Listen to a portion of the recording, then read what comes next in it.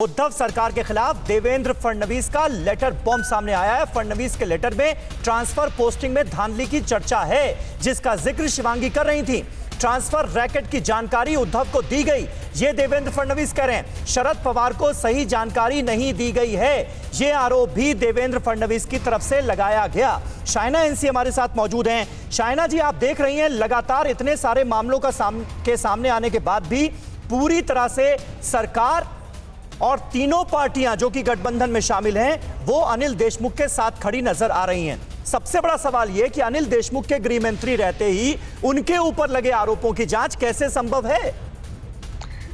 यही तो सवाल हम उठा रहे हैं और विपक्ष के नाते एक स्पष्ट भूमिका है कि एक इन्वेस्टिगेटिव एजेंसी जो सेंट्रल ब्यूरो ऑफ इन्वेस्टिगेशन हो या एनआईए हो या एक कोर्ट मॉनिटर्ड प्रोब, ताकि ये तहकीकात करें कि सच्चाई क्या है। और उस भूमिका लेते हुए गृह मंत्री पद पे नहीं बैठ सकते हैं। कोई भी आप देखें, पिछले शासनकाल में भी अजीत पवार के ऊपर इरिगेशन स्कैम में उन्होंने कहा मैं इस्तीफा देता हूं। हाँ। और उन्होंने कहा कि मैं वापस आऊंगा जब ये सब स्पष्टीकरण आ जाए पब्लिक डोमेन में। अभी मैं कहना चाहती हूँ सचिन वाजे और Antilia case is only the tip of the iceberg.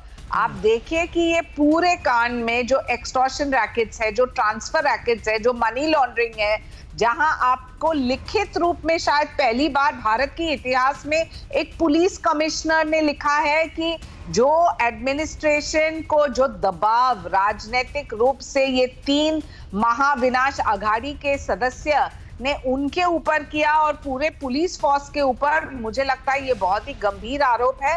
आदरणीय सुप्रीम कोर्ट को दखल करना ही पड़ेगा। सचिन वाजे का भी आप ट्रैक रिकॉर्ड देखिए तो 2002 में ख्वाजा यूनिस के केस में जुडिशियल कस्टडी में कोई गायब होता है, फिर 2007 में उनको वापस नहीं लेते हैं, अचानक से और वो केस अभी तक खत्म नहीं हुआ है, आ जाते हैं और फिर कहते हैं कि कोरोना में कम लोग हैं इसलिए उनको लाते हैं। हाँ। लेकिन ये एक पूरा षड्यंत्र था। शाइना जी, लेकिन ऐसा लग रहा है कि बीजेपी के पिटारे में अभी महाराष्ट्र सरकार के खिलाफ बहुत कुछ है। हम देख रहे हैं कि जांच एजेंसियां बाद में सामने आती हैं, जानकारी देती हैं। देवेंद्र फडणवीस जो हैं वो पहले आकर सारी बातों का खुलासा करते हुए नजर आ रहे हैं लगातार।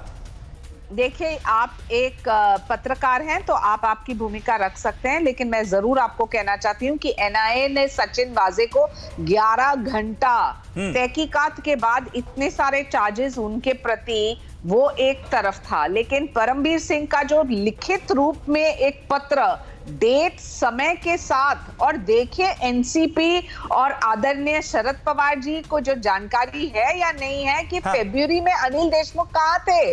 वो बोलते हैं वो होम क्वारंटाइन में थे। आपके सभी पत्रकार मित्र ने कहा कि देखिए ये प्रेस कॉन्फ्रेंस था और ये तारीख पे था। तो झूठ पे झूठ आप कब तक बोलते रहेंगे? न्यूज़ टॉप 9 रोज सुबह 7 बजे और शाम 7 बजे सिर्फ TV9 भारतवर्ष पर।